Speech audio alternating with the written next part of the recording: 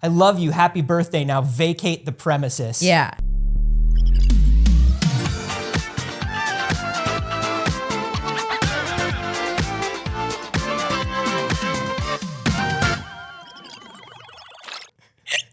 Hello, good morning, BBs. Good morning. It's too early. It sure is. Welcome to the first, best, and only morning show in existence. I'm Anthony Carboni. And I'm Saige Ryan. Saige. Yes, Anthony? What a time to be alive. Is this still about Spider-Man? No, I'm done with the Spidered Man. Yeah. Yeah, I gotta, listen, I've been saying it for my entire life, but I gotta get this hyperfixation issue taken care of. Isn't that what all the medications are for? Yeah. Not doing it? I mean, look, it does it some, but here's what's up. Spider-Man came out, and I simply couldn't do anything except Spider-Man for 4 days. I was a prisoner to my brain, where every time I was about to do something else, my brain was like, New York needs you. New York needs you. Yeah. MJ needs you. Harry needs you. Miles needs you. Peter's my self-insert, so I don't say Peter needs me. That makes sense. Yeah. Yeah. Anthony usually sends me, on average, I'd say a meme a day. I like to do a meme a day because we're friends. Yeah. I like to send my friends just a little meme every day to let them know I'm thinking of them. I love it. Elise calls it penguin pebbling because penguins just bring each other a little pebble. I love it. I think it's great. I love that you send me things. Not since Spider-Man came out. But you got one though. You got one yesterday that was very good. What'd you send me yesterday? I sent you. See, I sent you something. I'm back to my other hyperfixation, which is the Mario Wonder TikTok. Which is Daisy being I did in watch Mario that. That was Wonder. very funny. Yeah, there's a guy who just did a TikTok that was just like fun facts about Mario Wonder. And all 35 facts where you can play as Daisy in Mario Wonder. Yeah. It's great. It's wonderful. I'll tell you, I sent that meme to somebody else that I thought would enjoy it. Can I tell you something? You may. She's not a Daisy enjoyer. Oh. She said Daisy's mid. Is this misogyny? I don't know. Sounds like misogyny. I don't know. She said Daisy's boring. She's a Peach fan. And I said, you think Peach is the less boring princess? Whoa. Now, post-movie, pre-movie, there's conversations to be had there. Depends on if you played the Peach game on the Nintendo DS. Peach is very interesting. But Daisy's great. Daisy's great. Daisy's great. She's a little firecracker. Yeah. We like her. He said no pickles. Said no pickles. She was like, what's Daisy even the princess of? I was like, sass. Don't you fucking ask what Daisy's the princess of. How do you not know? Daisy's the princess of our hearts. That's what Daisy is. I can't believe it. I think, and I said Daisy's the tough one. Daisy's this, that. Yeah. She said, it's all a front. She said, if I flicked Daisy in the nose, she would cry. Whoa! And I said, excuse me, Princess Peach's literal game had an entire cry button. It took up a quarter of the screen to make her cry. Yeah. And then she said, yeah, have you ever heard of emotional manipulation? It's good and it works. And I was like, you know what? You're right. Well, you're right, but it sounds like maybe I don't know. There's a lot you of need to go to therapy, and so does slander. Daisy, or so does Peach. Yeah, this is a lot of slander for Daisy, and I don't appreciate it. At least she's not a Rosalina person. What? I love Rosalina. I love Rosalina too, but I don't think Rosalina is the most interesting princess. Rosalina might be my favorite. Really? Yeah, I love Rosalina and Luma. I love them as portrayed in Mario Galaxy 1. I love them in Mario Galaxy, and I love them in Smash. Yeah? Yeah, big fan. See, I think in Mario Galaxy 2, where they were like, we're just gonna toss out all the story. Because Miyamoto's like, ugh, story. Yeah. Ugh. Yeah. Ew, you made a little Prince analog in my game, and it made people feel. That's not what this is about. After that, she was just there. After that, she just floats and looks perfect. And I just, you know what? That is kind of my dream. That is your dream. Speaking of floating and looking perfect, good morning, Alex. Good morning. Hi. I'm not exactly floating today, but I am looking Perfect. Yeah, there we go. Welcome back. We missed you while you were gone. I missed you guys. Josh honestly. very kindly filled in. Yes. And we loved having Spider Josh, but I had to tell him that he had to press all of the buttons that are labeled Alex. I'm like, yeah, no, it's still gonna say Alex Cam. It's my chair. It's made for me. Yeah. And listen, Josh is a beautiful, beautiful man. Yeah. And it was tough for a few minutes there because he kept wanting to push a Josh button. Yeah. He was like, wait a minute. He's just Ken. He's just Ken. He's just Josh. Yeah. We love him for that. Alex, how was your weekend? You were out of town for a wedding? Yeah, actually, I went to my first ever lesbian wedding in Texas, which was an amazing experience. My friend Pooja had previously been married to her wife, Laura. This was just the reception, but I got to meet a bunch of her family, and there was a lot of dancing. She's Indian, so it was like lots of music, beautiful outfits. Was it like a whole weekend thing? It wasn't a whole weekend thing, but we did go to Ren Fair together as part of the wedding reception because they're big Ren Fair nerds. Yeah. So that was great. Amazing. And a lot of the time, I mean, like Indian weddings are absolutely stunning. Yeah. And a lot of the time that's for like the family specifically that it goes on throughout the entire like eventized week. Yeah. Gorgeous. I saw photos and videos on Instagram and everybody looked stunning. And I love a lesbian wedding. I love when people just do the party for friends. Oh yeah. I'm a big believer in I don't like wedding as spectacle. Mm-hmm. You know what I mean? It feels like it's just Yeah. But I do like, hey, we did the thing. Yeah. Let's celebrate the thing. I love a big celebration of things. See, my thing is I'm so embarrassed by my own existence that I could never say I love you like that to my partner. And this is a horrible thing I'm about to say. In front of a bunch of people, I'd be like, oh my God, ick, I'm so sorry. I'd be so embarrassed. I'm a horrible person. I want to preface that I don't think this is healthy. So she's like, do you take this person? And Saige goes, I do, or not, or not, right, bud? Gotcha. It's chill, whatever. It's chill, whatever. Or not. Yeah. It could be all a goof. Is it a goof? Yeah. I could never admit that I liked somebody in front of all of my loved ones. So that would be pretty tough for me. Yeah, absolutely mortified that I care about someone exactly tension. Truly and genuinely, I would be so incredibly icked by myself. Truly, fellas, is it gay to love your wife? Yeah. Yeah. I recognize that this is a personal problem of mine, but I just couldn't do it in front of other people. I love that. I love that for you.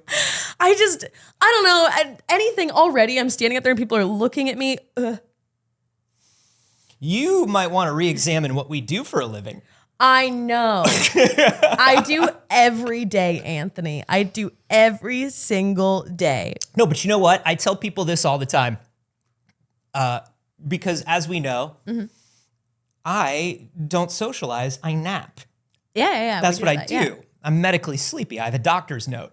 But people are always like, oh, but you work a lot on stage and you work on camera and you talk to strangers all the time. I was like, no. There's a set of rules when we do this. Oh yeah. Everybody agrees to the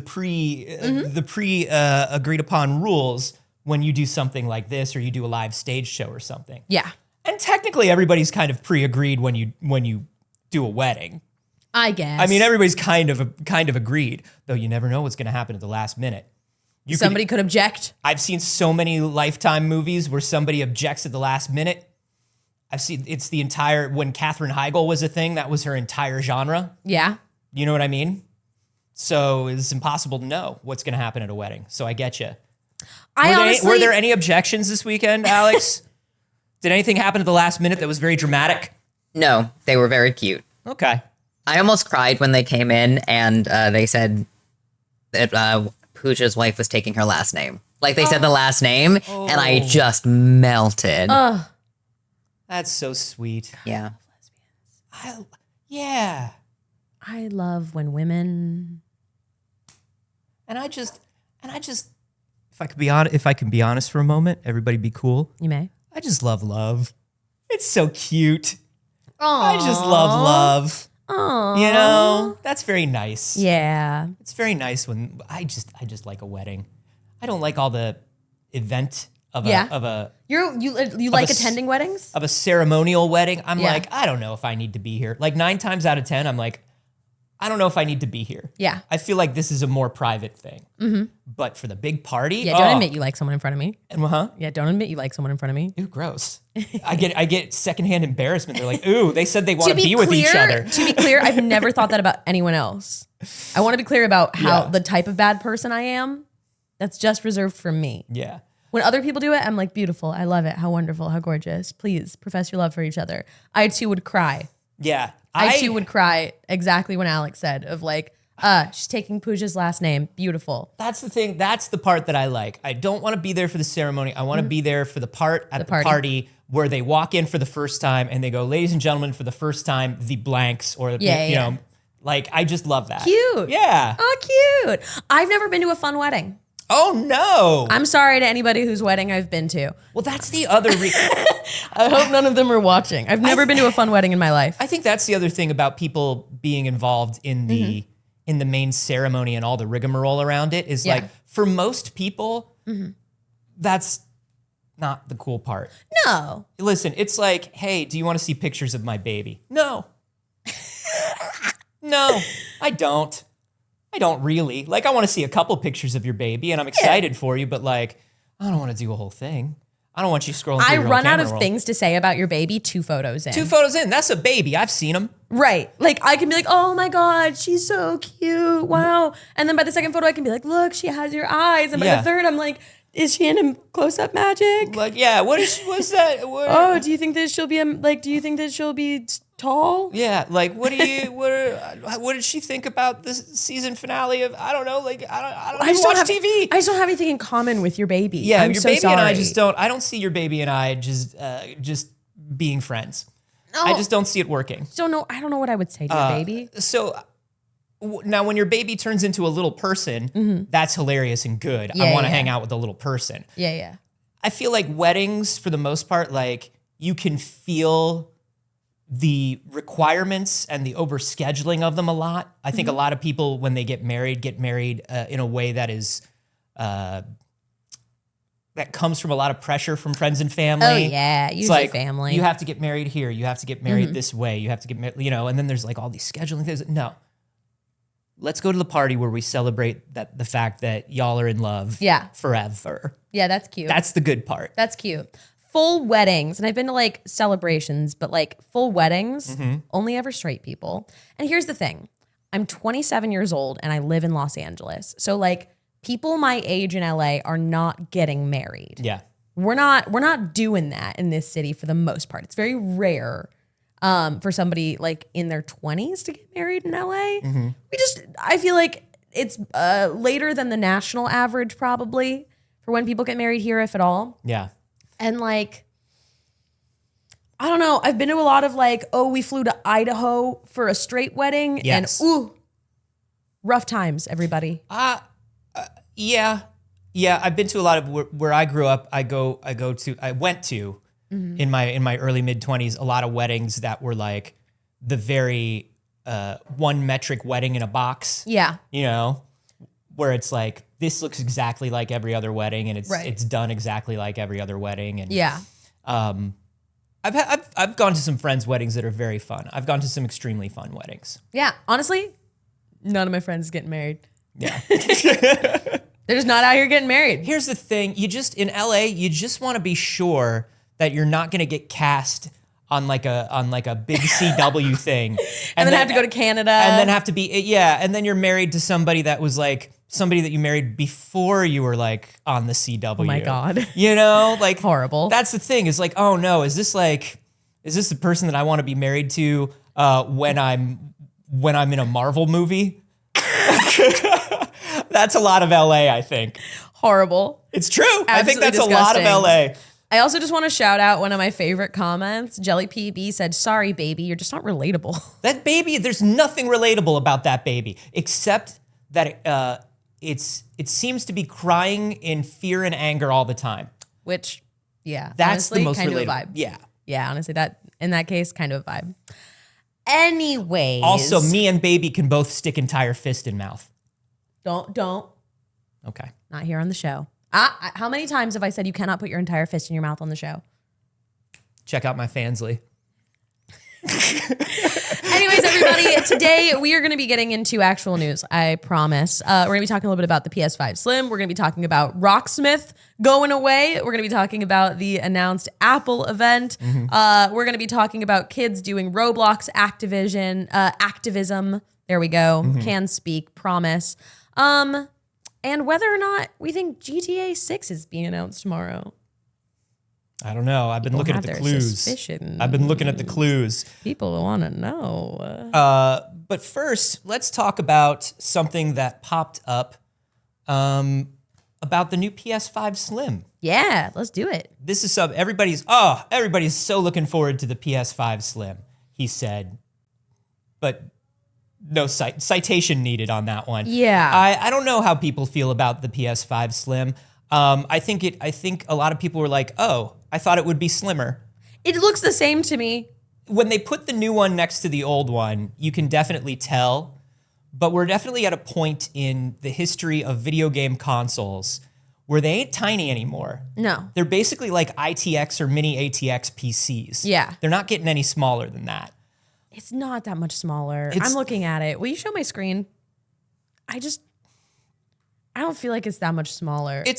Listen, it's one of those things where by volume, that's way smaller, but yeah, it's not the same as like when that the PS2 Slim? The PS2 Slim. The PS2 Slim was teensy. Yeah. It was absolutely teensy. Or even the PS3 Slim. I don't remember the PS3 Slim. I never had a PS3. That's the only. I had the launch PS3, which was the huge bubble with the Spider-Man font on it that said PlayStation 3. It was massive. I wonder what the screen no work. I wonder what the PS3 size is compared to the PS5. I'll bring up the Slim comparison here, Alex. Give me a second. Oh, now it work? That's weird. Oh, okay. Well, I've got the PS5 versus the Slim pulled up.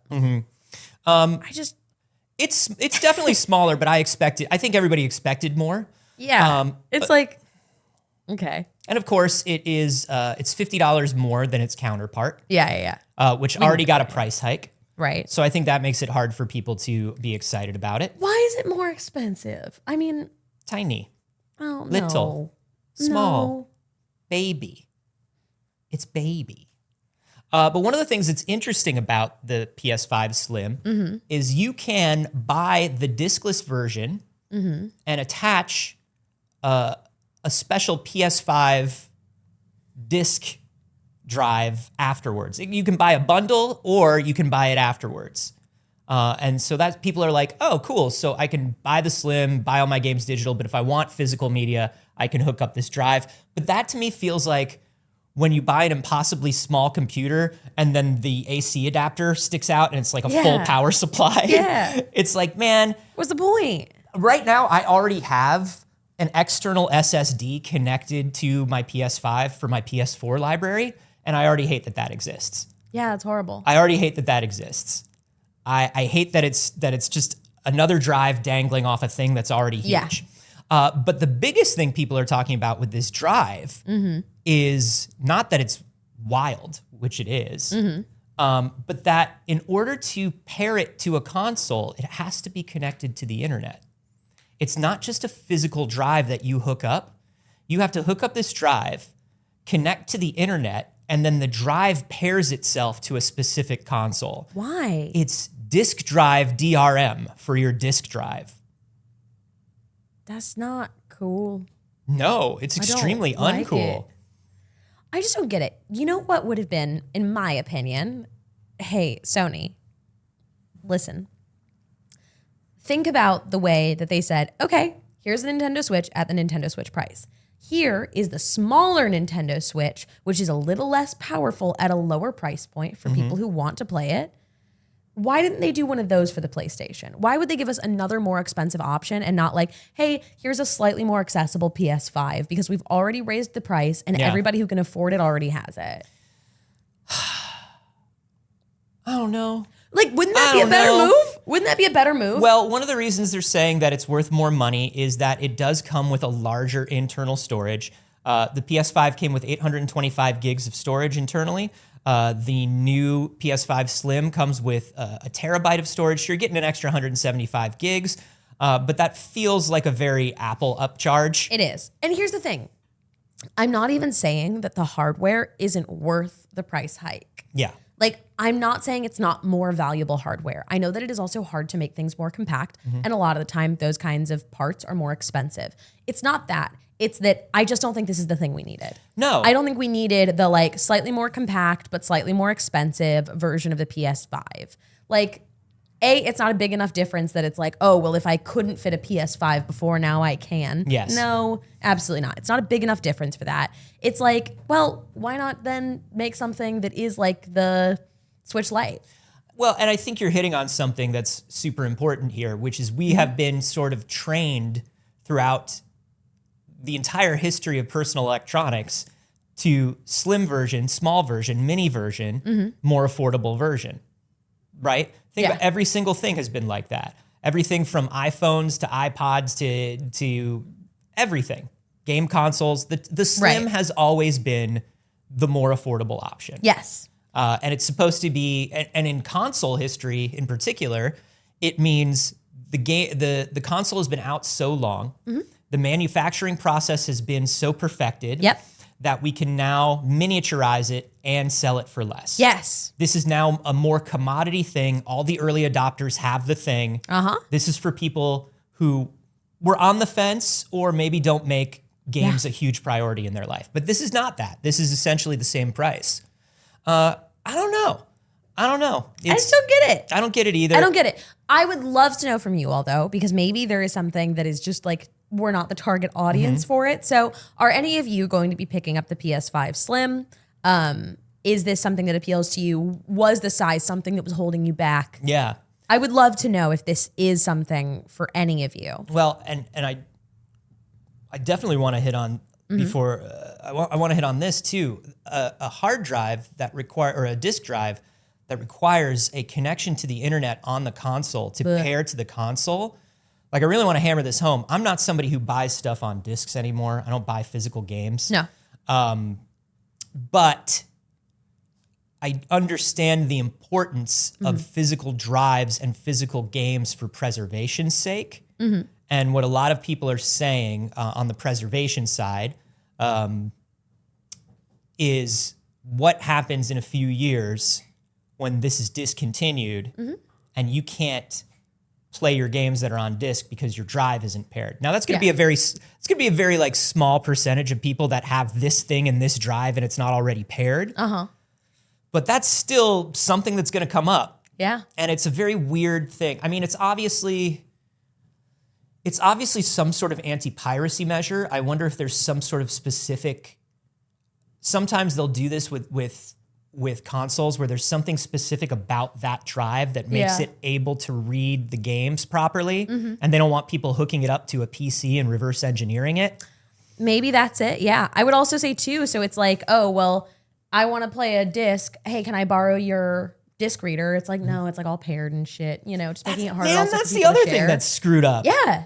They're making it harder for people to like share hardware and shit. It's very odd. The whole thing's very odd. Before we move on, just What? stay exactly like you are. Okay. I know, because I realized that I was slouching a little bit, and I don't want to be slouching a little bit. Okay. I got you. Thanks. Hey, thanks. I got you. I'm glad we cut to me for that so we can see it.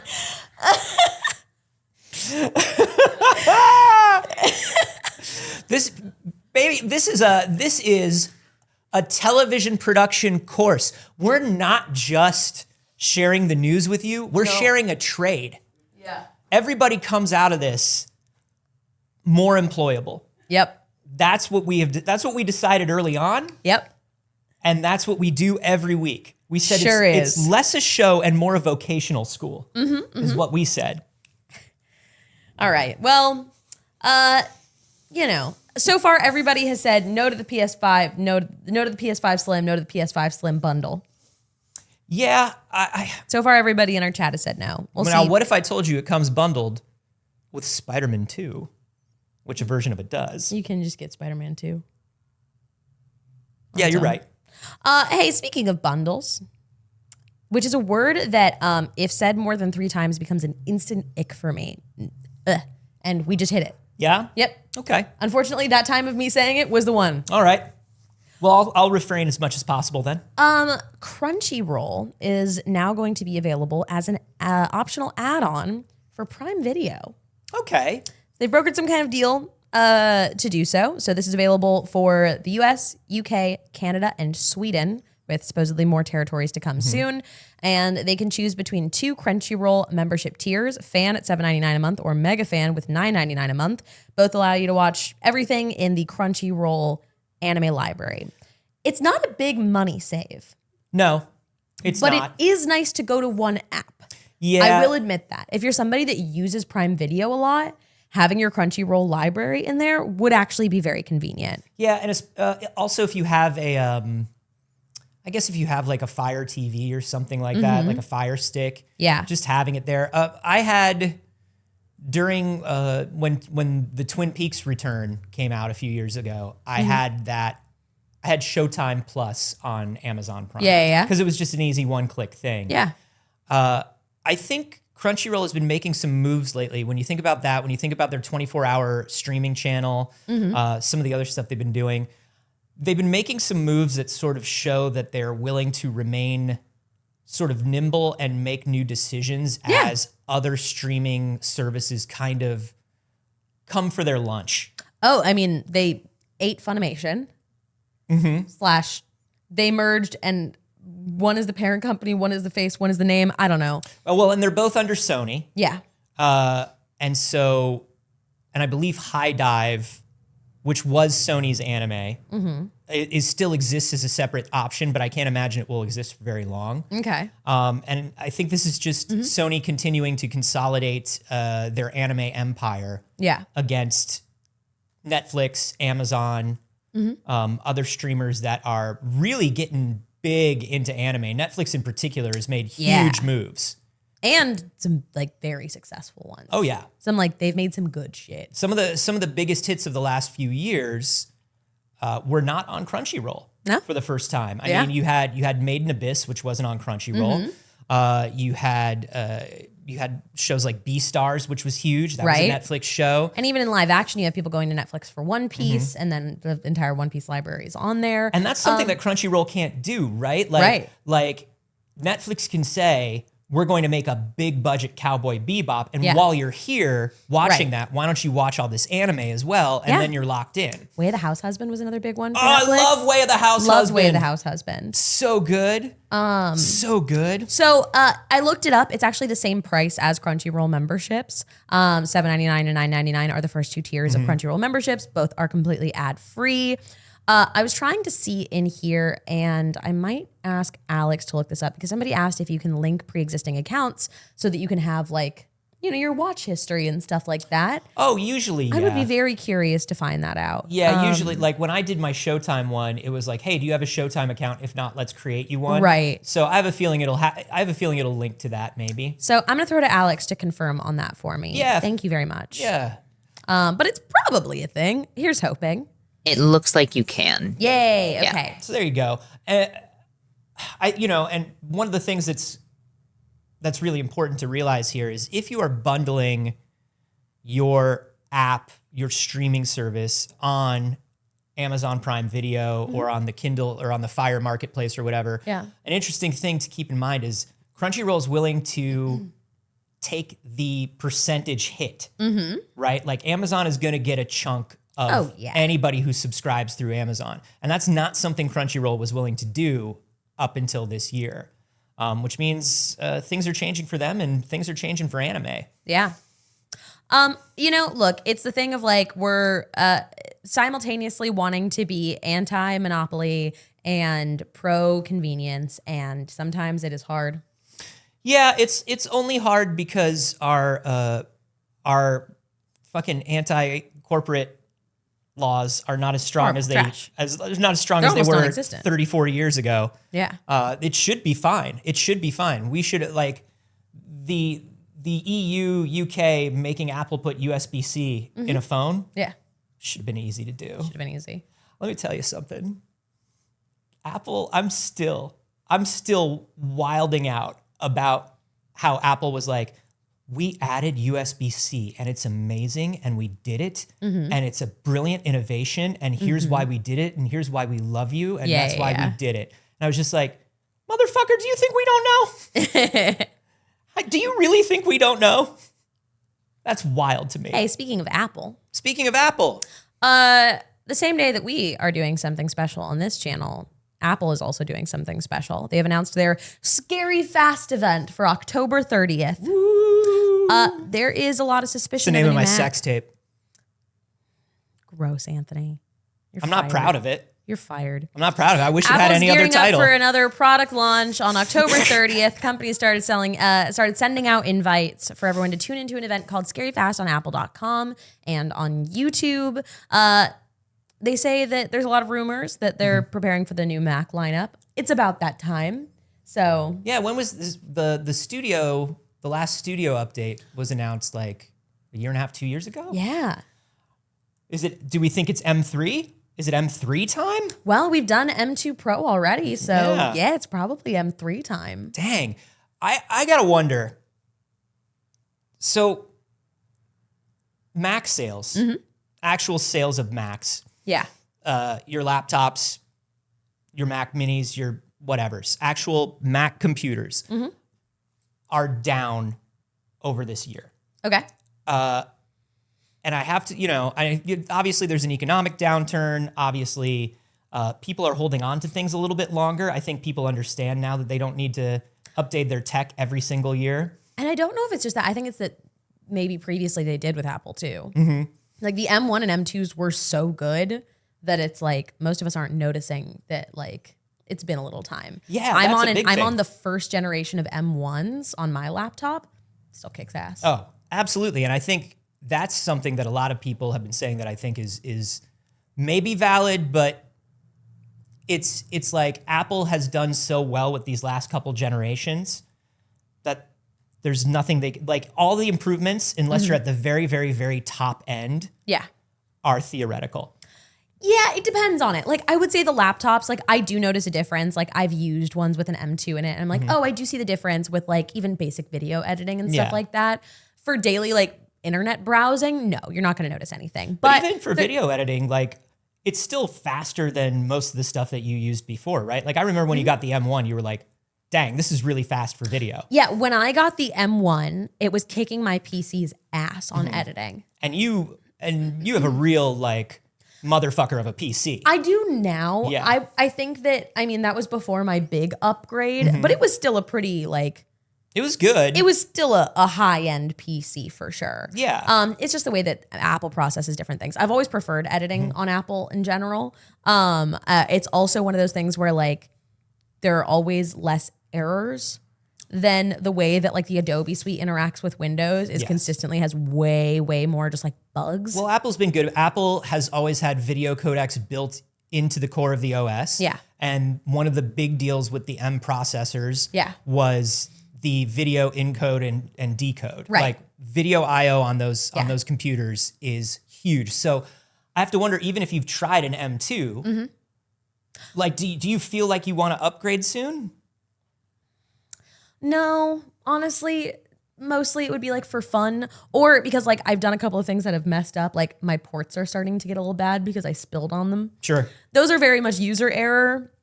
That's the only reason I could see doing that. I'm with Apple always skip a generation and I've skipped like, the generation and a half, almost kind of two because it's M1, M1 Pro, M2, M2 Pro.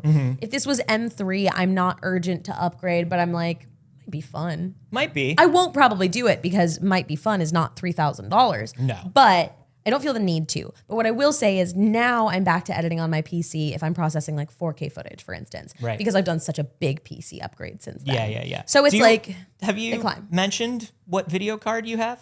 I don't know if you mentioned it. Oh, I mean, like it's like a 4090 or whatever, but like I don't want to. Oh, okay. I didn't know. I just don't know if you had ever mentioned that. No, I probably never mentioned it to anyone. I'm probably very like subtle about having a 4090. So we think new Macs at this. Is that what we're thinking? We do. We think new Macs at this. So previous rumors had hinted at obviously the M3 as well as a new iMac. This one looks like it might even be a like a 24-inch iMac is potentially the new lineup. Great.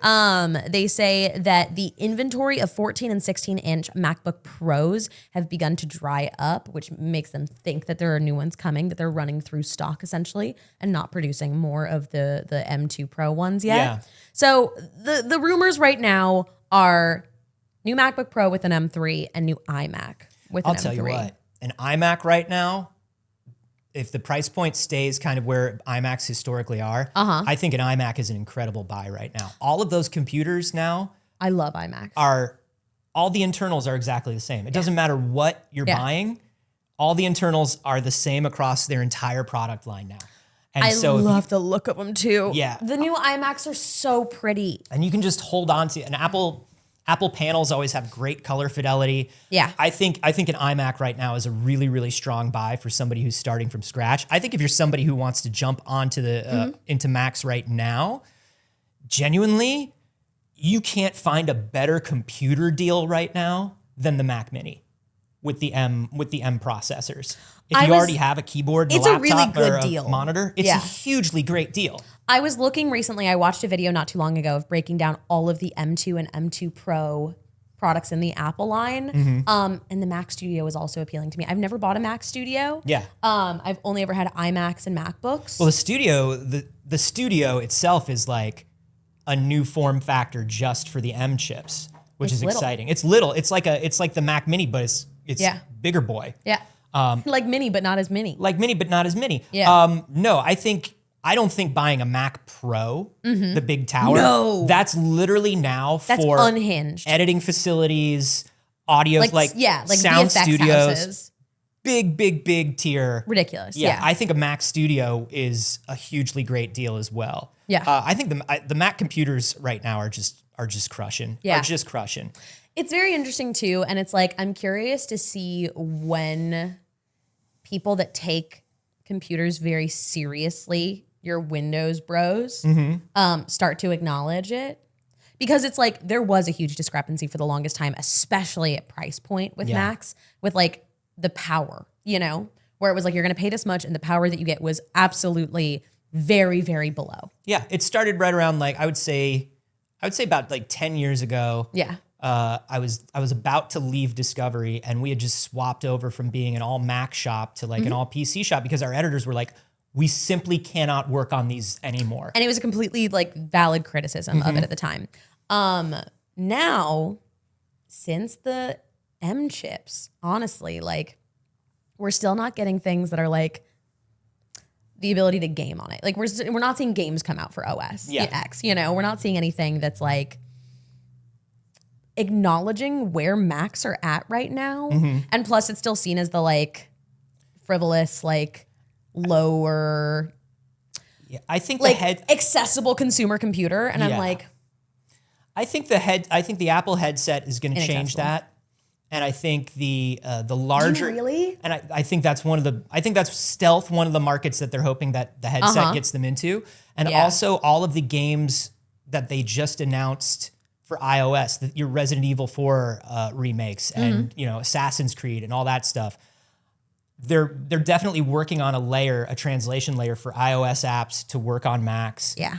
And I think they're going to try to get games onto the Mac in a big way that way, make it easier to port, things like that. I'm curious to see. I'm curious to see it. Macs have never had their foothold, and I don't think they need games. Yeah.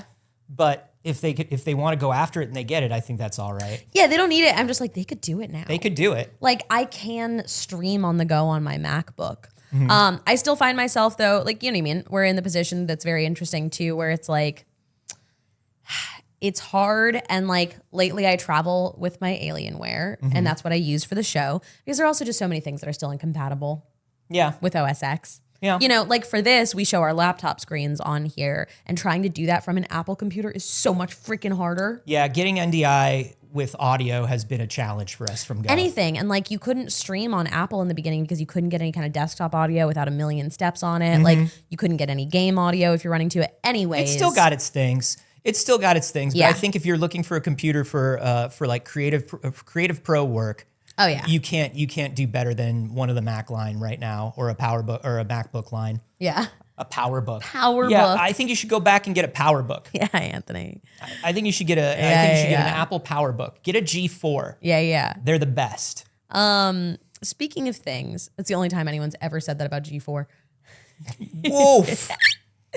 Anyways, speaking of things that are old, let's talk about Rocksmith. Does anyone remember the game Rocksmith? It is the 10-year anniversary. The game came out in 2014, so we're coming up on it, the beginning of 2014. And it was a game where you could plug a guitar into your console or your PC and learn how to play guitar. I had one sitting in my drawer for years. I got like a review one when it came out. And I was like, this is cool. This is the thing that I'll finally use to learn to play the guitar. But I didn't own an electric guitar and I wasn't going to buy one for Rocksmith. Sure. And so I was like, how are you going to learn how to play without the guitar, Anthony? Well, that's the thing. I was like, one day I'll have the time to prioritize it. And I put it in my drawer and I closed the little drawer. And then it was gone forever. And then time passed. It was like a Terrence Malick movie where you saw like the inside of the drawer as the light was passing and entire societies growing, flowers blooming and dying. And then the last time I moved, I finally threw it out. Yeah. Because I couldn't find anybody who wanted it. Well, that might be the reason that for the 10th anniversary, for its 10th celebrated birthday of Rocksmith, they're killing it. Ubisoft made an announcement that was so fucking funny to me in the way that they did it. Because like the announcement of a game being removed from shops, from storefronts, from purchase is very sad and it's a big deal. They probably have a community of almost 12 people. I would bet. That play Rocksmith that are going to be so bummed. But this just made me laugh so hard because the way they announced it, it was such a bait and switch that it sounded like they were announcing something positive by the way that they said it. So nearly 10 years ago, we launched Rocksmith 2014 and set out on a journey of learning and playing guitar together, practicing old favorites and discovering new ones along the way. We thank you for an incredible decade and know a big part of that was being able to feature officially licensed music to learn and play in Rocksmith 2014. Now, as we approach the decade mark, we must remove Rocksmith for purchase from all digital storefronts as of October 23rd, 2023. I'm sorry, what? Were you just saying happy birthday and thank you to me for your birthday? You were, right? Yeah. And then also, congratulations. Bye. It's like, they don't sell a card for this, but it's happy birthday to me, thank you for celebrating me, and also farewell. Imagine walking into your own surprise party, grabbing one drink and leaving. It's just like, oh, cool. Thanks, everybody. And I'm moving. I'm on my way. Yeah, I'm actually on my way to a new city for a new life with new friends that are going to celebrate my new birthday. They say DLC packs and singles for Rocksmith 2014 will be removed from storefronts over time as well. Anyone who already owns Rocksmith 2014 will still have access to it, and any owned DLC, they say, with no change or interruption in service. For now. For some reason, Ubisoft subscription-based Rocksmith Plus remains available. Okay. They said it's looking to introduce some of the biggest names. Anthony? They said it's looking to introduce some of its biggest names in metal, rock, R&B, and more to the game in the coming months. Okay. To Rocksmith Plus. Yeah. For the people that can still play their Rocksmith Plus. Yeah. And still do? Well, I'll tell you what I'm hearing here. I'm hearing that the subscription one, their licensing deals are based on total number of paying subscribers. Yeah. And it's a perpetual license. Yeah. And also there's probably something in the terms that says, just like any other subscription, anything, it's like, hey, songs are going to come and go. Whereas the old Rocksmith was built on the old licensing deals like Rock Band was, which is you pay $1 for a song and you own that song forever. Right. So again, like you can't just use Rocksmith Plus. You have to have already had the game in order to get Rocksmith Plus to play on there in the subscription-based model that'll give you access to like 1,700 songs or something like that. But the base game that had all of those songs baked into it can no longer be purchased because their licensing agreement with those songs is up. It was only a 10-year deal. Yeah. That's wild. I mean, that's a pretty long-term deal for music licensing in games. I mean, this is the problem that we're seeing with a lot of remakes, remasters, stuff like that. Yeah. Is entire song, even on TV shows. Right. When you buy them on streaming services, it's like, oh, that song can't be in that episode anymore. So we replaced it with whatever the whatever the Wish Temu version of that song was. I love those, like the Love Island ones and all the other reality show ones that have like strangely specific songs where it's just like somebody's walking out of the pods on Love is Blind, like, and then it's just like, I'm gripping on my notebook. His name is on the front page. He said that he was into sports. And you're like, doesn't that kind of sound like a song I know? Does it? Yeah. Isn't that what they were just talking about? Wasn't that? I came across a TikTok of a woman who writes a lot of that music, and she's like, I write like 40 songs a month and sell them to reality shows, and that's how I make most of my money. I love it. Because they need so much music. Yeah.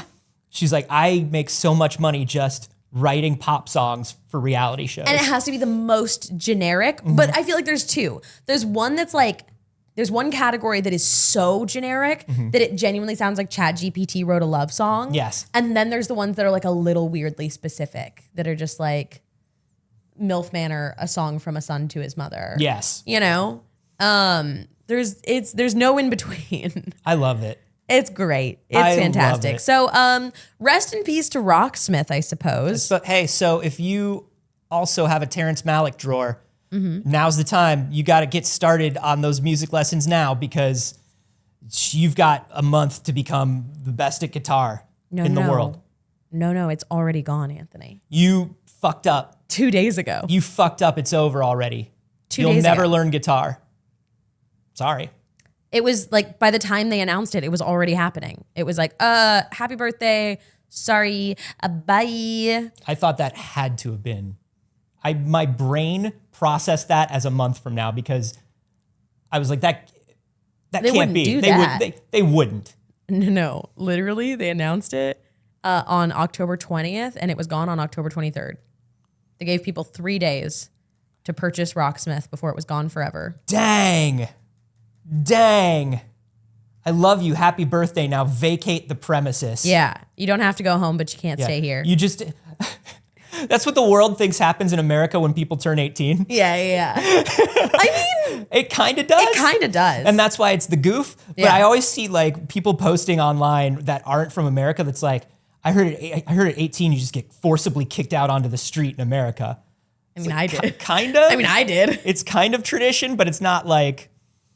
What it is it is a normal expected thing in America, and in a lot of other cultures, there are like multi-generational households Yeah, of and course. things that are like normalized. Here, it's like looked down upon, it's frowned upon to still live with your family after 18. Yeah. A lot of the time. Not every family does that. There's a lot- but yeah, there's a there lot is of societal yeah, pressure. There is like an American cultural thing of like, you move out at 18. Mm-hmm. A lot of people don't, and as the economy gets worse and worse, a lot of people don't. That's definitely changing. It's the change in like the last like 15 years that I've seen has been huge. Yeah, people can't afford it anymore. Because it's just like, why would you even? Yeah. Why would you even? Yeah. And it's also one of those wild things where if you really think about it, and the expectation is for a teenager to move out at 18, that means we are expecting them to child labor. Because you'd already have to have the money to move out. Yep. So which means you would have had to be laboring as a minor, like inherently. Right. Or you can go into an insane amount of debt to live at school. Yeah. Which is what a lot of people do. Right. Instead of going straight into the workforce, they go, oh, I'll just build up this debt that no one's ever going to... That'll pay for the rest of my life. No one's ever going to pay it back. No one's ever going to pay it back. Speaking of what the kids are doing. Gotta let it go. Speaking of strange things that the kids are doing, and things that kids are doing at a very young age. There has been, there was a 200 player solidarity protest in Roblox for Palestine this week. Okay.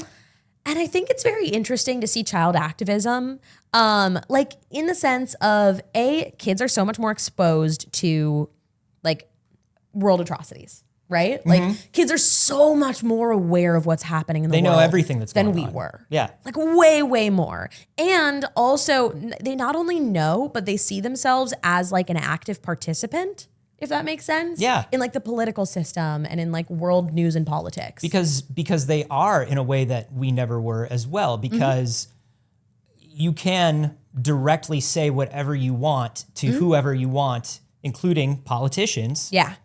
On social media. You can make them see what you have to say. Absolutely. And there's kids that are communicating directly with each other, and the access to the internet means that like kids only had the information we gave them until the internet. Like that's it. Yeah. So open access means if it goes out on the internet, even if it's not intended to go out to children, children receive it. You know what I mean? Like everything, the trending topics on social media platforms, all of these things, kids are inherently involved in taking in information that is like not, I don't want to say not for them, but it wasn't like written for them, if that makes sense. Like these news articles or whatever that are not written for these kids. Sure. Like there's nothing stopping these kids. And I think it's done a lot. I think it's done a lot of good and a lot of ill, right? Yeah. It's still, just like it's done a lot of good and a lot of ill for us as adults. Like nobody is supposed to be exposed to everything. Like human beings are not built for that. No, and it often desensitizes us to take in too much at a time. Yeah. Because there's so much going on. We can't mentally process all of it. Yeah. So this was very interesting to me. And obviously I will say, hi, we are a pop culture news show. We are not a source for world politics and events. So this is not us covering the actual story at hand. This is about... No, I think I'm an expert. I can do it. Yeah, I can break this down for everybody. So with that in mind, please follow trusted news sources on things that are much larger than It's Too Early, if that makes sense. So with that in mind, we're in the interest of like staying, I don't want to say in our like lane, but to some extent of being like, hi, we're not the people that you should listen to talk about the actual world event going on. We're just talking about Roblox right now and this thing that was happening. So 200 kids gathered in Roblox for a pro-Palestinian march in solidarity, carrying Palestinian flags.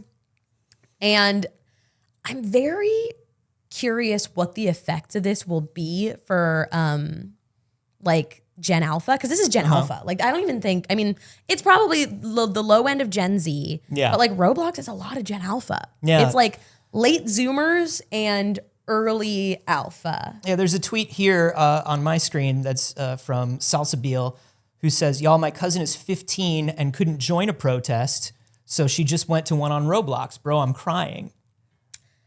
That's interesting. It really is. Like kids are, because it speaks a lot to what kids are doing online and how they view their lives and their world. It's the same as like when we couldn't do anything, when we couldn't go out into the world and do what we wanted to do, we were on like forums and like, you know, little community. We were Zanga and LiveJournal and like all these different Tumblr, you know, doing activism within the bubble of other Tumblr kids. Yeah. You know, that was like a huge part of Tumblr as a platform. Right.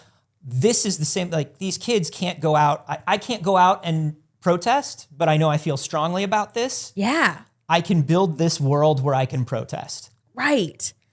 And like, I am always going to be in favor of people's right to protest, 100%. I'm curious how many kids are getting the actual information and how many, like, I don't know, and I'm not imposing this upon these kids. Right. I want to know how many of these kids are learning about the issues and how many of them are participating in the trend of engaging with an issue. And this is not like a generational commentary. This is not me being like a millennial talking shit on Zoomers, because like I know I was doing that. Yeah. Like I know when I was a teenager on Tumblr, and I know that like for me that like late stage Bush era is when it was like I became like politically awake. When one day I woke up and it was like, oh, the political system, I have opinions on it. And it was like, you know, anti-Bush, right? And like into the like Obama era. And like I couldn't vote. The first election I could vote in, the first presidential election that I could vote in was Trump. Yeah.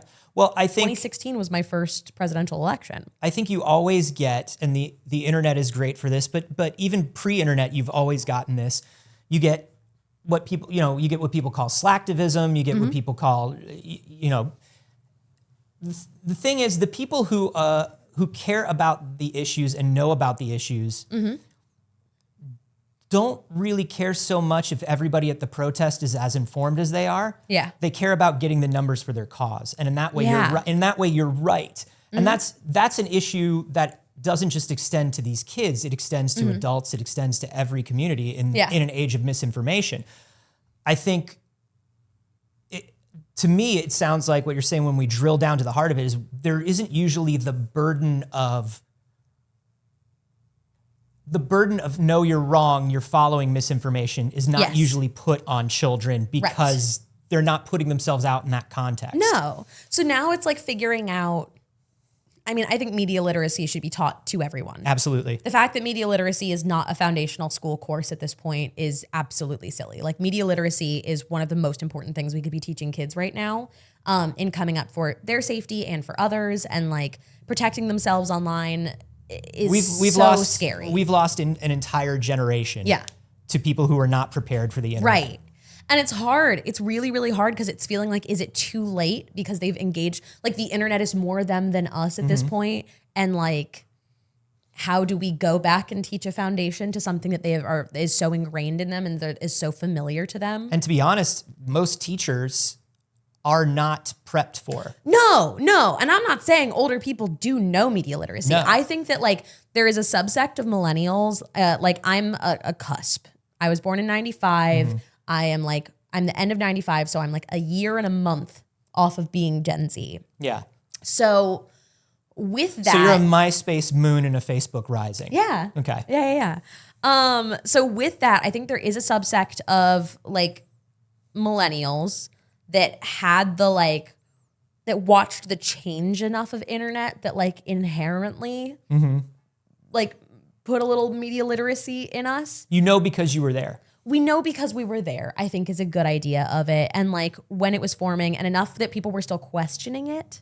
Like people didn't inherently trust the internet yet, right? Yeah. Like now people inherently trust going on the internet. And I remember when it was still sketchy. What are you doing on there? Why are you on there? Who are you talking to? Why would you be talking to people there? Yeah. And what now kind that of it's so weird what kind of normalized- weird stuff is this person putting on their website? Exactly. Yeah. And now that it's so normalized, it's like, how do we do that? How do we teach this to kids who like have had an iPad in their hand their whole life? And again, not blaming Gen Z. Yeah. It is the responsibility of the parents of Gen Z and the parents of Gen Alpha to figure out how to teach these kids. Like I talk about this all the time. I have a niece, she's 11, and she like live streams sometimes when she is places. And me, I'm officially old enough to be the like dorky ass aunt now that has to call her and be like, you get off live right now. You're not supposed to be on live. I can see your location. You're not supposed to be on live. Ever. You're a child. Don't be on live. At the same time, when I look at something like this, I genuinely believe I was raised by a very hippie, politically out there, like never made her beliefs a secret mother, and I think you let kids something like a protest in Roblox. I think is a perfectly fine, reasonable like. Testing, showing that they believe in something, showing that they have commitment to ideals. It's always good to like let kids grow that ideal and grow that persona within themselves and figure out who they are. Yeah. And you're going to do things when you're a teenager. You're going to say things politically that you don't agree with 10 years later, 20 years later. And then there's going to be some that like you stand by and you got to be politically informed on that made you a less prejudiced person, that exposed you to things. There was somebody in the chat who was like, these kids are growing up in a global community that like people without the internet did not. They are more informed on these issues and they are more exposed to these issues. And like there is factual evidence to show that that's going to raise kids with less prejudice, because we know exposure is incredibly important to raising kids that like become good people. Yeah, and I think as long as that community, parents, teachers, whoever the adults and the responsible parties are around them, are just watching over them a little and making sure that none of those beliefs are turning dangerous or harmful. Which we are not saying this is, to be clear. No, not this. No, I'm saying something like this is perfectly fine. Yes. Something like this is good, but you want to make sure that they're not going down, because we're talking about them being exposed to everything. Oh, everything. And the idea of what is activism, and it can be for anything, and there are activists of all different kinds. I mean, the recidivism over the last 5 to 7 years on the internet of into sexism that had been getting steadily better. Oh yeah, the Jordan Peterson of it all. The absolute recidivism over the last 5 to 7 years, because kids, young boys, are getting these podcasts in their TikTok feeds. Yep, they're being targeted, marketed. They're being marketed to in a very specific way that they're looking for vulnerable young boys. Which, spoilers, we just spent 2.5 years isolated with no social contact. They're all vulnerable. Yep. They all feel lonely right now. Yeah, 100%. So watching that mudslide back into it has been really rough to watch. Really rough to watch. And so media literacy is important, but it's important to let kids do things like this as well. Yeah. Oldie McOld, which is a very fun name for this, said, we did lose a generation, and that generation is 65 plus, maybe even most of Gen X. Yep. Yeah, absolutely. Like they're too far gone. Yep. And like most of the time I just chalk it up to all the lead poisoning, but it's also this. Yeah. It's also the lack of like media literacy. They don't speak the language that we're doing now. Yeah. Like they just simply don't. The internet is its own entire culture that they've just missed the. I have relatives that I have not spoken to in years because they have become extremely harmful to themselves, to their communities around them. Yeah. And it's a bummer. It's an absolute bummer. And we had 2 people back to back in chat go, and asbestos. Yes. And also the asbestos. Yeah, the asbestos was a big deal too. The asbestos and the lead poisoning. There was the lead in the paint. There was the asbestos in the ceilings. Gas pumps too. The gas pumps. Like, there's the fluoride the government puts in the water. Okay. I will say the lead poisoning thing is so interesting, and it changed. Like, I think about it. Maybe that's my Roman Empire. I think of the lead poisoning of like Gen X and boomers every day. Because, do you know about this? What lead poisoning does to your brain other than poisons you? Do you know what like parts of the brain it affects? It's your centers for fucking empathy, dude. Yeah. It affects your centers for empathy. Interesting. How interesting. How interesting. How interesting. Just saying. Just saying. Everybody's just saying. When you hear that, you go, oh, that makes a little bit of sense, actually. I can't wait till we find out what all the plastics in our body are doing. That's going to be cool. I just hear Alex on the other side. Alex just goes, ah. Okay. Hey, since Alex, let's try and relieve the pain that we're putting Alex through right now. Yeah. Let's talk about this freshly announced Marvel Magic the Gathering. I would love to throw to Alex for this because I haven't gotten to dig into this at all yet. Oh yeah, and Alex, if you have any parting words about Palestine. No. Before you want to, no? Okay. I don't have anything to say on that, but I am excited to talk about Magic because I know a lot about Magic the Gathering and I love talking about it.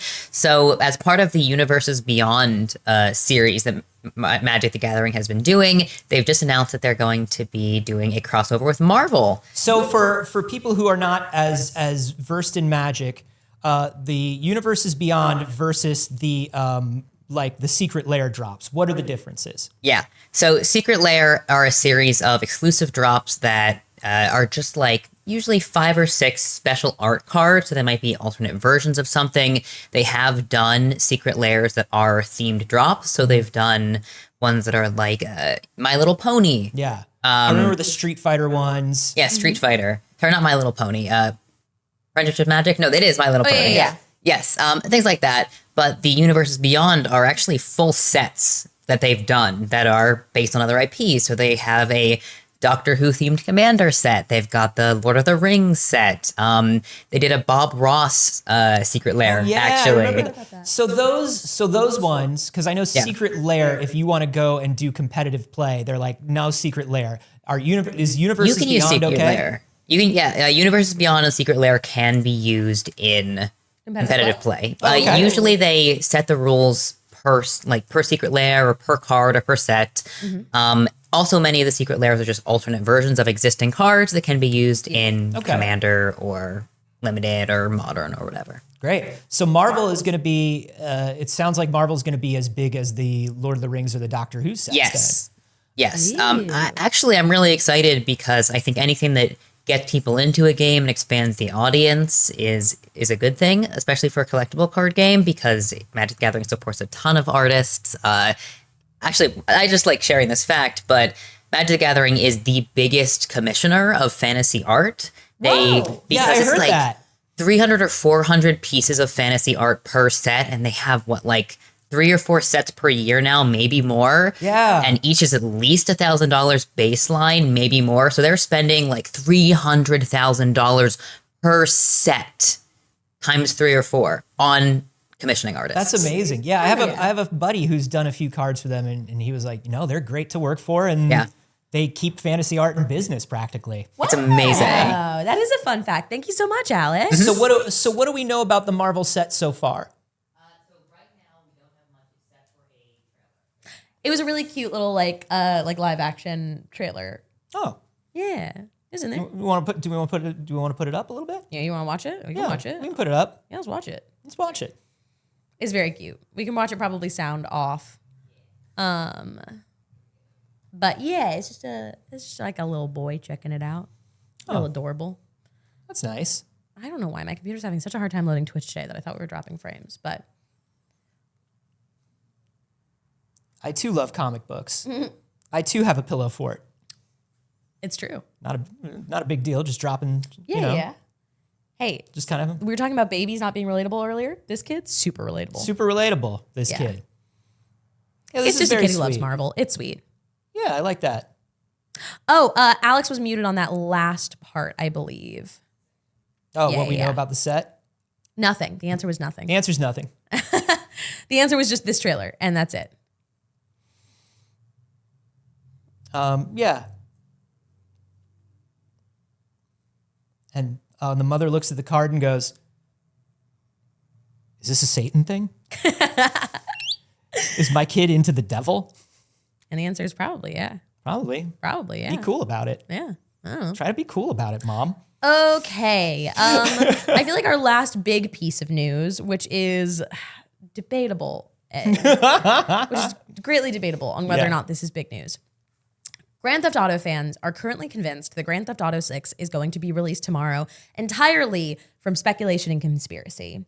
Their most recent one was them being convinced that it was going to come today. Now they're saying tomorrow. I don't know. It keeps getting like pushed around essentially. Oh boy. Originally they did think it was going to be today. Grand Theft Auto 6, of course, was not released today.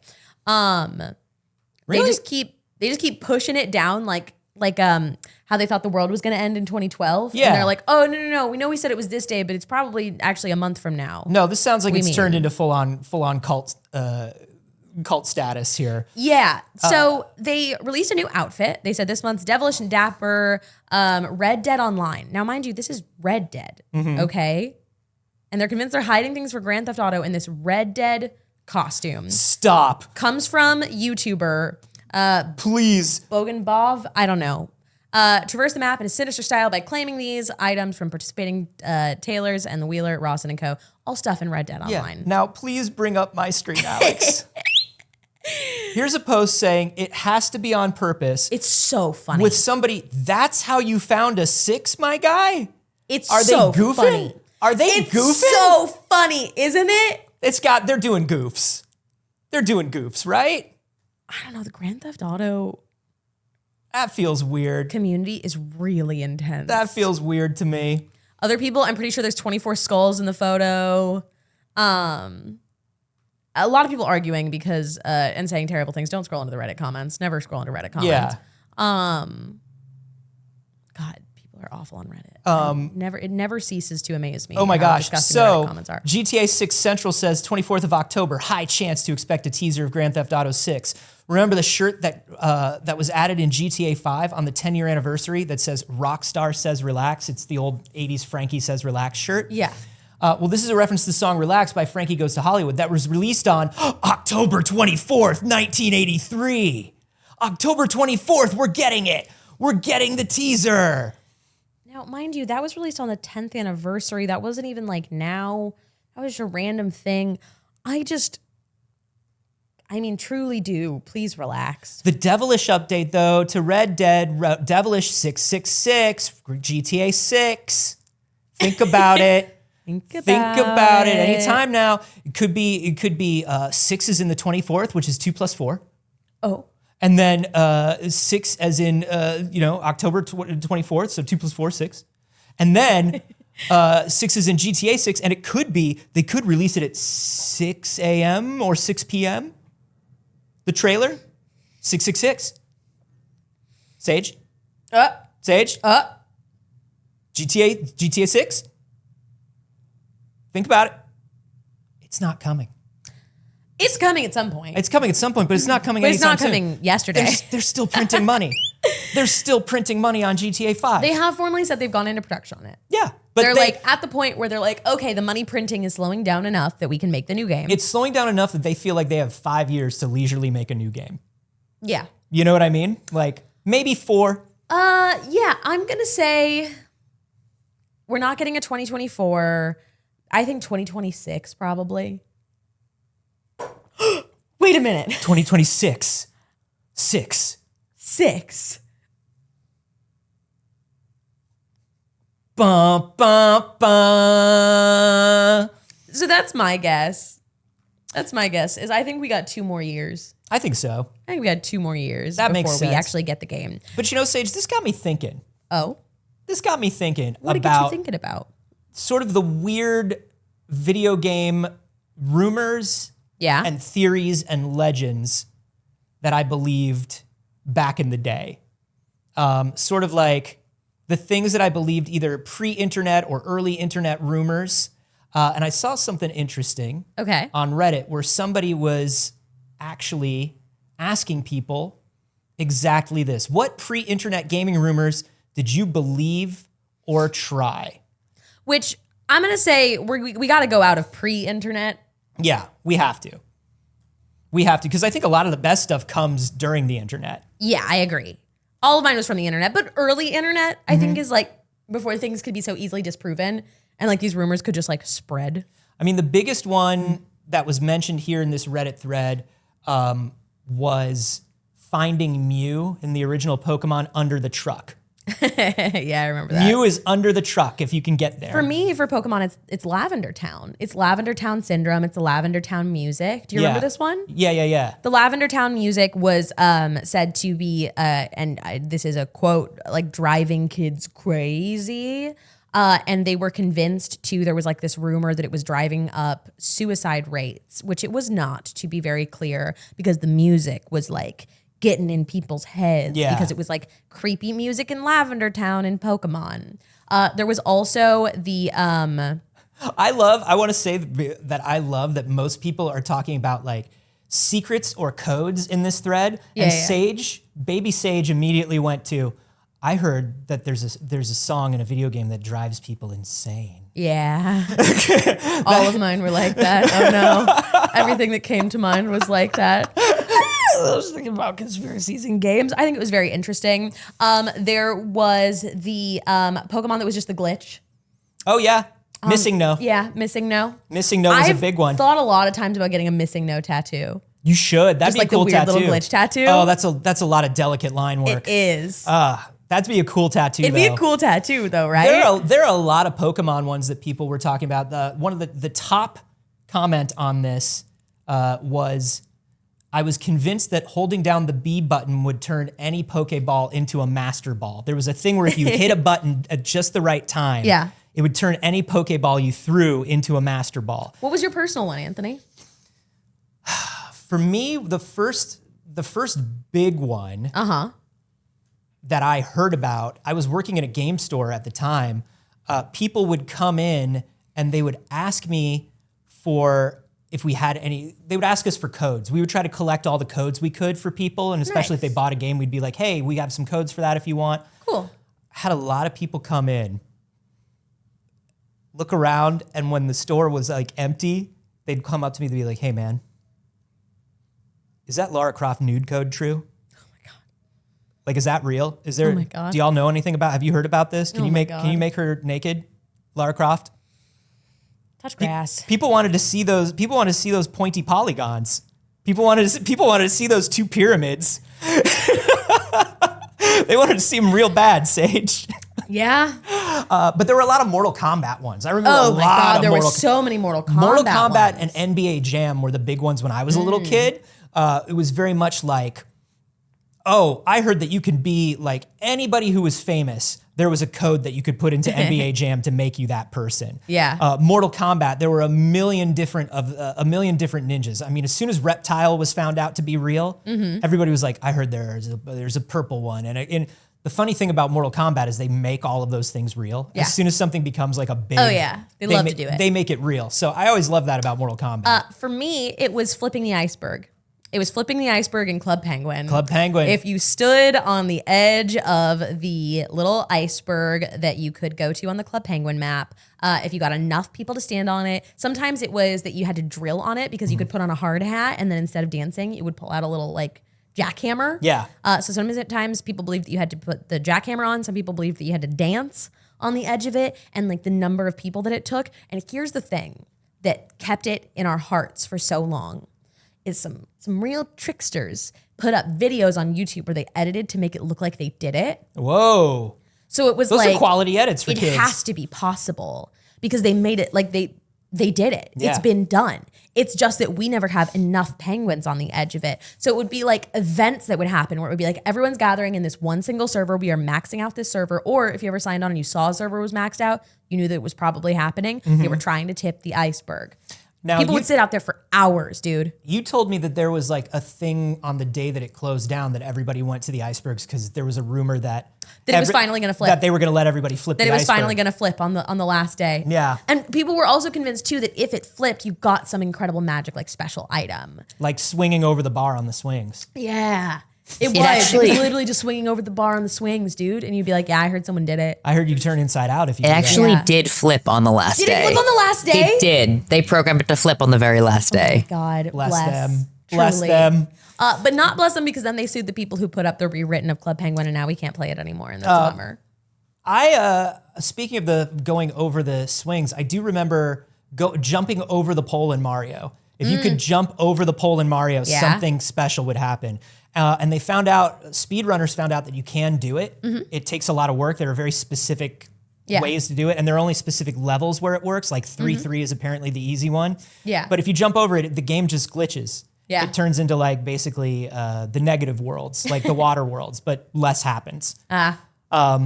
There was some in the original Sims. There was quite a lot in the original Sims. Oh, yeah. Obviously, there's all of the like lore speculation ones, but there was marrying the Grim Reaper, which I believe you could actually then do in The Sims 2. Yes. If I remember correctly. But there was a glitch where you could trap the Grim Reaper in your house. And this was not a feature. This was absolutely a bug.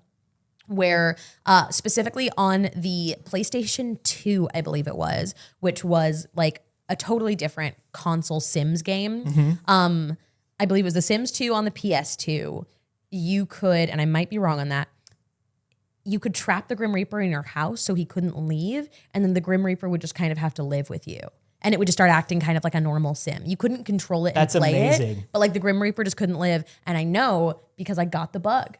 I got the glitch. Whoa. A friend of mine and I had a co-op game because you could co-op it. The fact that there's been no other co-op in The Sims since, and aside from like offshoots. Bonkers. Absolutely bonkers. The next one has to have co-op. But couch co-op Sims on the PS2 was so much fun. But if one of you died, you were just dead. And there was like a tombstone there and you would have to go and mourn your friend and their ghost would haunt it, but they couldn't really control it. Yeah. And we got the Grim Reaper just stuck in our house. That's amazing. I know The Sims, the big one for the original Sims was the virus. People were just dying mysteriously and nobody figured out why until like much later. And it was people weren't washing their hands after they handled their hamster cages. That's right. And nobody knew what it was. But Sims were just getting a mysterious illness and dying, and people were talking about it like on message boards, and like people would talk about it to each other. It would be like, I can't figure it out. Sims just get sick and they die within like a day, and there's nothing we can do to save them. And later on, one of the developers was like, yeah, if you don't wash your hands after you handle the hamster cage or anything dirty like that, your Sim will get sick. Yeah, which is not a thing anymore. It's not a thing, but Which that's also hilarious. makes me think of World of Warcraft's Corrupted Blood. Oh, yeah. Now, Corrupted Blood was not really a conspiracy, but it became one, essentially. Corrupted Blood was an event in World of Warcraft where when going on a specific mission to fight a baddie, you would, while you were in the actual battle, could develop this sickness called Corrupted Blood. And it's supposed to automatically leave when you leave that area. When the battle ends, you are supposed to be automatically healed of it, and you're not supposed to bring it back because it is contagious while you're in the battle area. Right. The problem is that people were bringing pets and animal companions into the battle, and they messed up in the building of this fight where your animal companion could be infected with it, and they forgot to make it so your animal companion is also healed of it when you return. Right, because they didn't fight. think about the fact that they would be corrupted. They didn't even think about it because they made it just where everything that is exposed to it gets it. So people were just dying rapidly, and it created a pandemic in World of Warcraft where people were intentionally giving it to people, where people were trying to develop quarantine zones, and the like main centers and like trade centers in World of Warcraft at the time, there are images of it where it's just piles of bones, the little bones that are left behind when a character dies. That's amazing. The entire trade area. That's amazing. And it did. So it didn't kill NPCs. What it did was it continually hurt them. So if you gave it to an NPC at the trade post, the NPC at the trade post could now carry it. Spread it, yeah. But they have essentially unlimited hit points. So they're going to spread it forever. So they would just spread it forever, and it would continue to like hurt them. And sometimes you would even see the little like things of it happening to them because there was like a little like status effect. This is funny. I had forgotten about that until you said it by name. And Mythic Quest, the Apple TV show that's about making an MMO, they did an episode that's based on that, where they accidentally in their MMO release like a contagion, and it's during the pandemic. Yeah. And so they're like, oh no. Oh no. One of my favorite like weird niche, this is my special interest internet facts, is the data that they gathered from that was actually studied for the future of like what a pandemic would potentially look like with humans. Yeah. Because we had not had one in so long. So the data from Corrupted Blood in World of Warcraft was actually referenced in the early stages of trying to assess how humans would react to a global pandemic when COVID started. That's amazing. And we actually did the opposite. We did not help each other develop quarantine. Oh, no, they didn't there either. Oh, they didn't there either? Yeah, there Okay. were people intentionally spreading it and breaking all the quarantine zones. It was terrible. Oh, okay. It was honestly like a little eerie of Never how mind. that happened. That's cool. Yeah, humans humaned. Humans. Humans humaned even when playing orcs, you know, or playing elves. Yeah. One of my favorite ones that's in the list here is the San Andreas Bigfoot. Do you remember trying to look for Bigfoot in San Andreas? Whoa. San Andreas Bigfoot. People looked for it for years. Oh my God, I forgot about that. And there were rumors about it for years afterwards. People data mining, people looking for things. Yeah. To the point where they added a Bigfoot into 5. That's so funny. Because people looked for it for so much. Alex, do you have any of these from like early games? I was thinking like, you know, I know there were other ones on Club Penguin too. There were a bunch in like kids MMOs. I mostly didn't. I think I would say Club Penguin was my big one too. The iceberg. It's the iceberg. Yeah. It was a huge deal. Yeah, that's I love that because that's early social spaces. Yeah. And people trying to figure things out together. Another one that's big that I also got a lot of questions about at the game store. Saving Aerith. Oh yeah. Saving Aerith. There was supposed to be some sort of underwater materia or something you could get where you could make sure that Aerith didn't die in Final Fantasy VII. Yeah. And people would come in and ask me about that all the time. And let me tell you something. I looked them right in the eyes and I said, no, she's dead. She's dead, and who cares? Because I don't like Final Fantasy VII that much. It's fine. We know, Anthony. We But very much know. I did love that people cared about the game so much and cared about this character so much. Yeah. Like people heard things. There's some stuff in this thread where people were like, I heard that there was a spot in the game where if you left your PlayStation on overnight, like for 12 hours, she would like resurrect. There was a way to get her to resurrect. Oh my God. And people would do that. They would leave their PlayStations on. Yeah, I don't know how many of you are course. old enough to remember this, but the original PS1 had notoriously had issues with overheating and breaking permanently from overheating. And that rumor was probably started by somebody who was trying to fuck with people with PlayStations. It's like the press whatever the F key is that closes out of your shit on your keyboard. Hit Alt F4 to fix it. It was Alt F4, yeah. Yeah, they were like, no, you just leave your PlayStation running all night. And I was like, under no circumstances should you leave your PlayStation running all night. Something would happen where after you left them running and they overheated, you had to flip them upside down to play them. The laser would only work if you flipped it. Yeah, it was crazy. It's so diabolical. That's wild. But yeah, hey, if you want to share some of your favorite early game rumors or childhood gaming rumors that you heard, a great place to do it is the Discord. That is so true. The Discord is completely free to join. You don't even have to be like a paid subscriber or anything like that. It's just where BBs gather and suggest things for us to talk about and also answer some of the questions. So we would love to know any of your gaming conspiracies, any of the things that you believed when you were playing it. I think it's a very interesting way that covers all of our generations too. I think that that's very neat and I would love to hear about it. So join the Discord. You can also check us out on Patreon, patreon.com/Pixel Circus, where you get a bonus clip from It's Too Early. Every week there are shows of It's Too Early because, there weren't shows last week. There's no clip, but we promise they're coming. And usually those are between, 10 minutes and forever. Yeah, usually the shortest one we've ever made, I think, was 7 minutes, and the longest one we ever made was 2.5 hours. Yep. So lots of bonus content there. And when you subscribe, you get access to the entire library of past things. You can even do a free trial right now. And I just launched on our Patreon annual memberships. Hey! So for those who are already subscribed, you can either adjust your membership, or if you want to subscribe for the first time, you get 15% off. It's a pretty good deal. That's great. If you subscribe for a year on the Patreon. So that was a new feature that they added, and we were like, fuck yeah, let's save people some money. So thank you to everybody who supports us on Patreon. You literally make this possible. We are an independent studio keeping the lights on. You can also do things like donate during the show if you prefer that method. We do run a live donation bar that is our sugar breakfast goal that sits on the TV behind us, and one day I will scoot up above our heads, but not today. And you can also, just keep hanging out, watching the show. We make the show so that you will watch it, and we're very grateful that you choose to be here when you could be anywhere. Anthony, when you're not here, where are you? Oh, my stars and garters, Saige. Thank you so much for asking. You can find me everywhere online at Carboni, except for here on Twitch, where I'm at Anthony Carboni.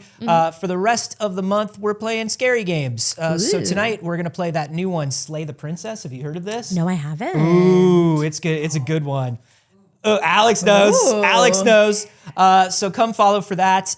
It's going to be a lot of fun. And of course, you can catch my science comedy podcast with Jeff Kanata. It's called We Have Concerns, and you can find that at wehaveconcerns.com. Saige, where are you when you're not here? You can find me everywhere on the internet at NotSaige, and I stream on my channel Monday, Wednesday, Saturday, approximately. And we've just decided we're doing some nostalgia Saturdays. Hey, so we're going to be jumping into a bunch of the games of our childhood, and then probably during the week I'll also be doing Halloween-themed things. Cool. So, yeah. Alex, what about you? You can find me on Twitter at Alder_Mancy. I'm also excited because my Queer Horror D&D campaign is coming back this Saturday. So we'll be live on Twitch on Total Party Kiss at 9 a.m. PST, playing Strange Hungers. But I can also be found on October 30th at 5 p.m. PST, and I'm playing Orbital Blues, and we're doing a March of Dimes charity stream on twitch.tv/JessTheHuman. Nice. Woo! I've been meaning to try Orbital Blues. It's great. I've played it a few times now, and it's very fun. It's the Cowboy Bebop one. Ah.